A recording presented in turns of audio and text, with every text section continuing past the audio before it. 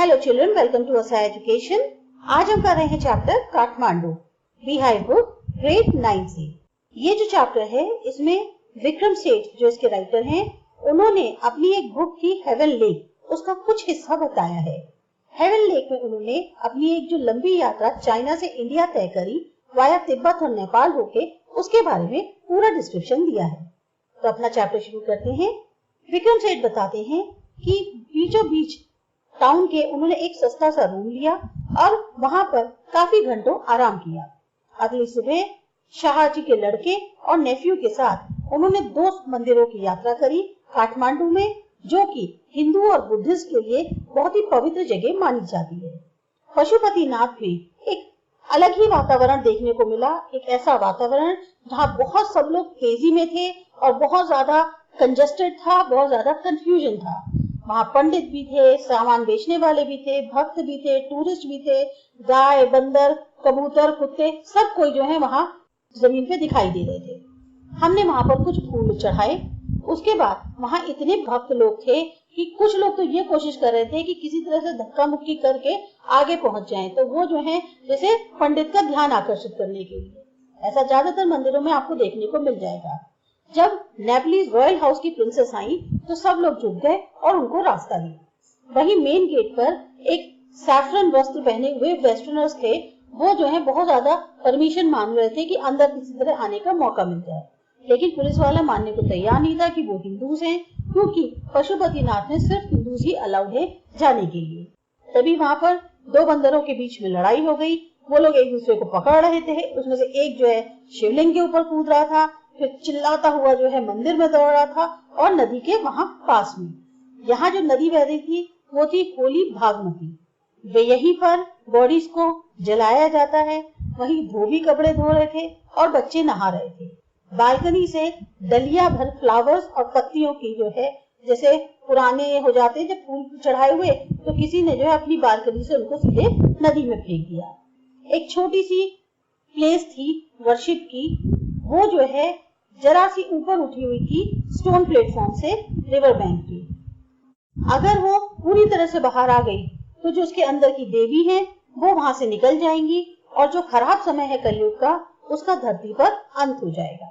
वहीं दूसरा मंदिर था बौद्धनाथ स्तूपा का, जो कि एक बुद्धिस्ट की बहुत ही कहना चाहिए सेक्रेट प्लेस थी वर्शिप की काठमांडू के अंदर, और यहाँ बिल्कुल ही उल्टा था, या बहुत ज्यादा शांति थी।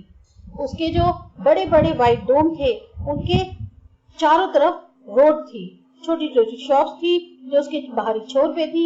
उसमें बहुत सारे तिब्बतियन जो लोग होते हैं उनके द्वारा वो शॉप्स ली गई थी। फेल्ट के बैग्स, तिब्बतियन की प्रिंट्स और सिल्वर ज्वेलरी वहां से खरीदी जा सकती थी। कोई भीड़ भाड़ नहीं थी, बिल्कुल ऐसा लग रहा था बहुत ही सुरक्षित जगह है, बहुत ही शांत है। जितनी वहाँ एक तरफ इतनी बिजी सड़कें थी, वहीं यहाँ बिल्कुल शांति थी। काठमांडू एक ऐसी जगह है जहाँ पर बहुत ज्यादा विविधता है। वहाँ पे लोग अपनी चीजों को बेच रहे हैं, पैसे बनाने की कोशिश कर रहे हैं, धर्म भी है वहाँ पर। छोटी छोटी मूर्तियां जिसपे जो है देवी देवताओं की जिसपे फूल चढ़े हुए हैं, वो आपको सड़कों के इतनी तंग गलियों के उसमें देखने को मिल जाएंगी।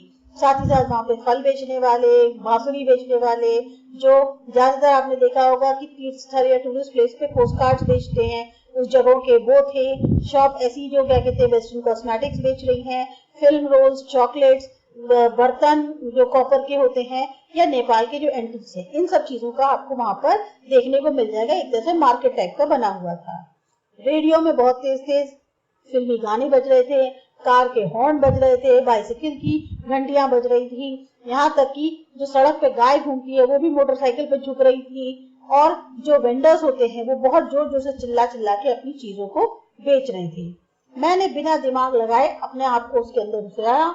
वहां पर एक जो है मार्जीपान की बार ली, मार्जीपान एक तरह की स्वीट हो गई जिसमें जो आलमंड्स होते हैं वो कसे हुए होते हैं। एक भुट्टा लिया जो कि अंगूठी पे सिक रहा था, वहीं जो किनारे का पेवमेंट होता है उसपे सॉल्ट, चिली पाउडर और लेमन लगाया। एक कपल ऑफ लव स्टोरीज की कॉमिक्स ली और एक रीडर डाइजेस्ट ली। इन सबको लेने के बाद मैंने फाइनली कोक कोला लिया और एक ऑरेंज ड्रिंक ली। उसके बाद मुझे काफी अच्छा लग रहा था। अब मैं ये सोच रहा था कौन सा रास्ता लिया जाए कि मैं वापस घर जाऊं। मैं जो हूँ बहुत जोश से भरा हुआ था ट्रैवलिंग के लिए। अगर मेरे लिए कहा जाए कि मैं जो हूँ ट्रैवल करना बहुत ज्यादा मेरे को आनंदित लगता है, तो मैं ये सोच रहा था कि चलो मैं बस से जाऊं या ट्रेन लूं पटना की, फिर तैर मतलब नदी के सहारे गंगा होते हुए बनारस से इलाहाबाद गुजरूं और फिर यमुना जाऊं, वहां से आगरा से दिल्ली जाऊं। लेकिन इतना ज्यादा थक चुका था और घर की याद आ रही थी क्योंकि आज आखिरी दिन था अगस्त का, तो मैंने अपने को बोला नहीं, सीधे घर ही चला जाए, सीधे डायरेक्टली घर ही चला जाए। मैं जो हूँ नेपाल एयरलाइंस के ऑफिस गया और वहां से अगले दिन की फ्लाइट का टिकट ले लिया। मैंने देखा एक फ्लूट सेलर जो है वो कॉर्नर में खड़ा था मार्केट के होटल के किनारे।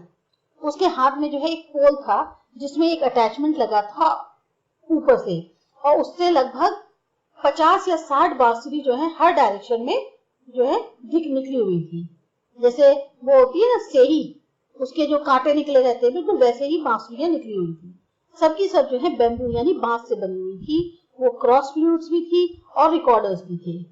कई बार ऐसा होता था कि समय समय पर वो जो है उस पोल को ग्राउंड पे खड़ा कर देता था, एक फ्लूट चुनता था और फिर उसको खोई देकर बजाने लग जाता था।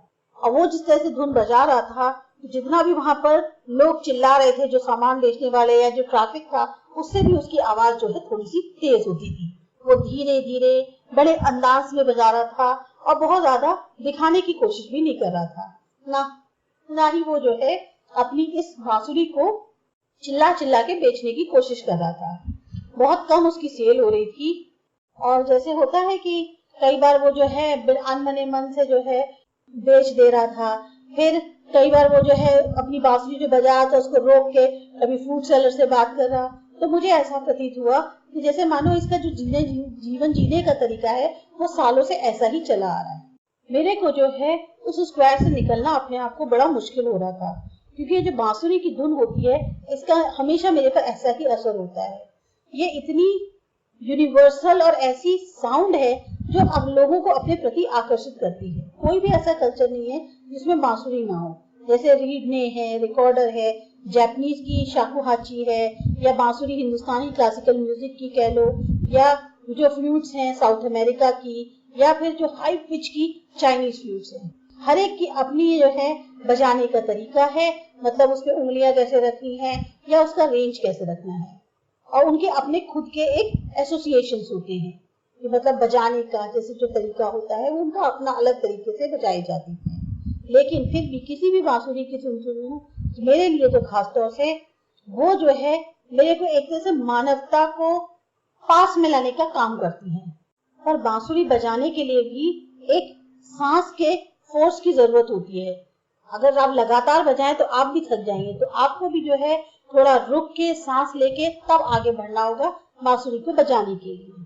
शुरू शुरू में तो जो फेमिलियर फ्रेजेस थे जो बांसुरी पे बजाए जा रहे थे उससे मुझे भी थोड़ा सा अचंभा सा हुआ, पर जो और पहले के अवसर आए थे मैं जो हूँ ऐसे ही वापस लौट के आया। काफी जैसे कहना चाहिए ना, ऐसी अनजान सड़कों पे जहाँ था वहां से मैं वापस लौट के आया। तब मैंने जो है उस समय उन डिटेल्स पर नोटिस नहीं किया था, या कहना चाहिए उस टाइम पे मैंने उनके ऊपर कोई इन्वेस्ट नहीं किया टाइम का जितना मैं अब कर रहा हूँ। मतलब होता है ना, जब आप कहीं चीज को घूम के आ जा रहे होते हो, जब आप कहीं जाते हो तो वहां उस टाइम पे ध्यान रहता है, बहुत चीजें होती हैं आप उस टाइम पे ध्यान नहीं दे पाते हो, लेकिन जब आप लौट के आते हो तब आप उसके बारे में रियलाइज करते हो, अरे हाँ उसकी क्या वैल्यू थी, उसको क्या वहां पे आपने किस तरह से उस चीज को देखा था। तो वही चीज जो है विक्रम सेठ के साथ हुई। तो आपको चैप्टर अच्छा लगा, समझ में आया, सब्सक्राइब करो हमारा चैनल आसा एजुकेशन। बाय।